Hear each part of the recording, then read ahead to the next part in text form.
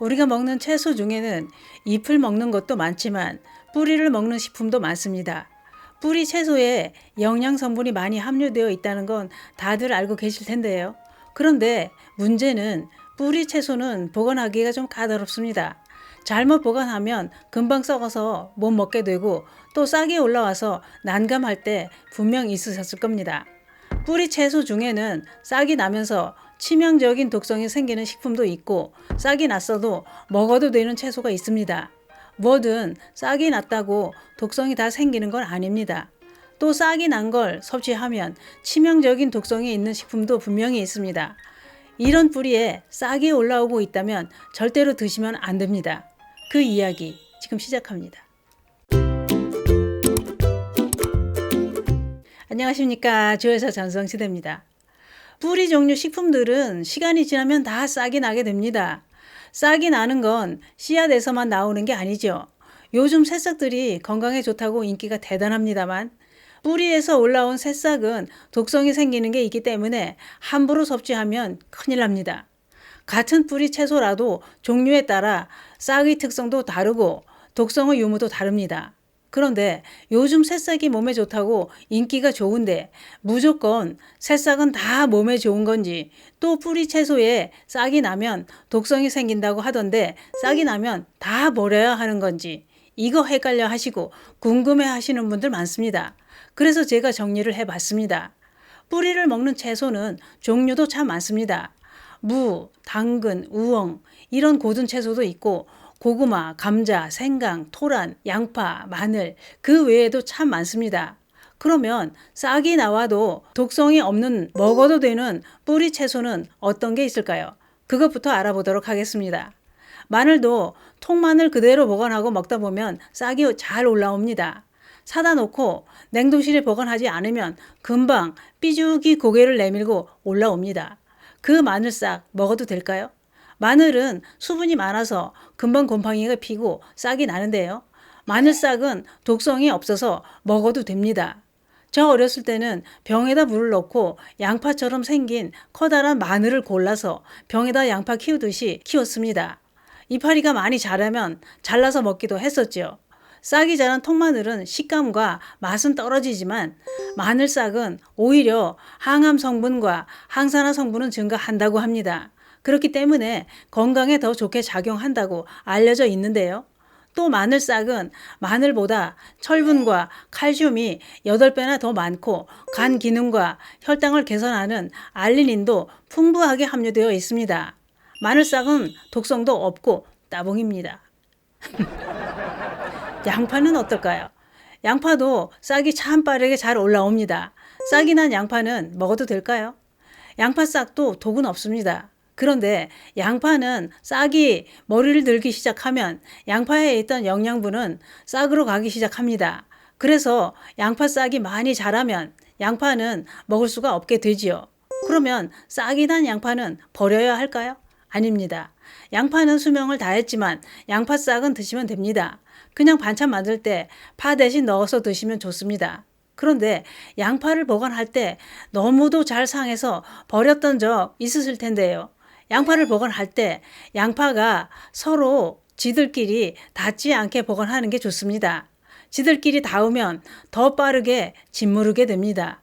그래서 하나가 상하면 주변에 있는 양파도 다 상하게 되지요. 그래서 분리해 놓는 게 좋습니다. 또 고구마도 싹이 잘 나는데요.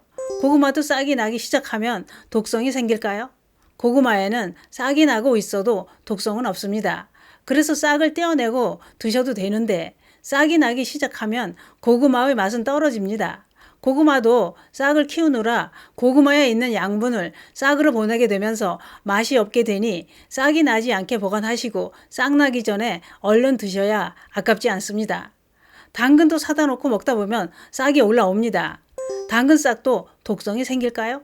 당근싹은 독성은 없지만 싹이 나면 도려내고 드시는 게 좋습니다. 당근도 싹이 나기 시작하면 영양분을 입 쪽으로 보내느라 당근은 금방 썩고 맛이 없게 되지요. 싹 난 부분만 잘라내고 드시면 됩니다. 감자는 싹이 나면서 독성이 생기기 때문에 싹이 난 건 확실하게 도려내고 드셔야 됩니다. 감자는 싹이 나면서 솔라닌이라는 천연 독소가 생기는데요.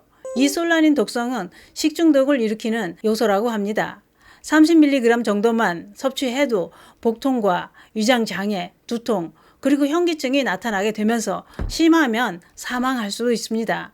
특히 어린이나 노약자들은 더 위험할 수 있으니 싹이 났거나 햇빛에 노출돼 초록색으로 변한 감자는 독성이 생겼기 때문에 드시지 않는 게 좋습니다.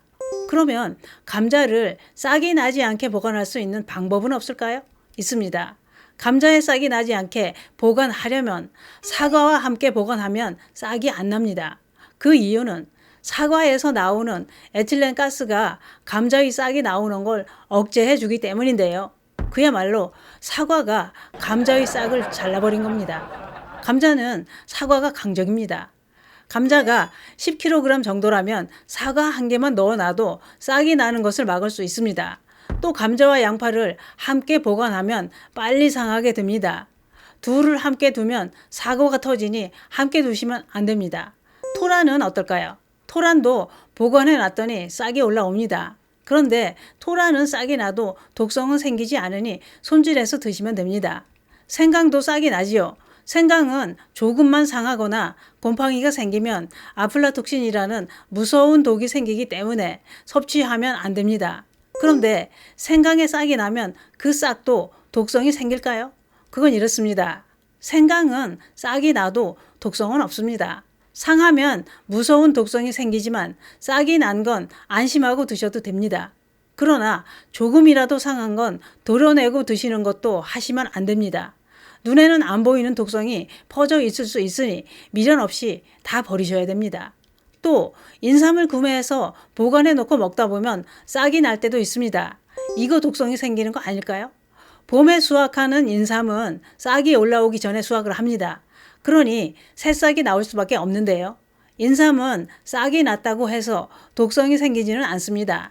인삼은 싹까지 드셔도 되는데 생으로 갈아 먹을 땐 뇌두나 싹을 안 먹지만 홍삼을 만들거나 끓여서 차로 먹을 땐 뇌두와 싹 모두 섭취해도 된다고 합니다. 그게 그렇습니다.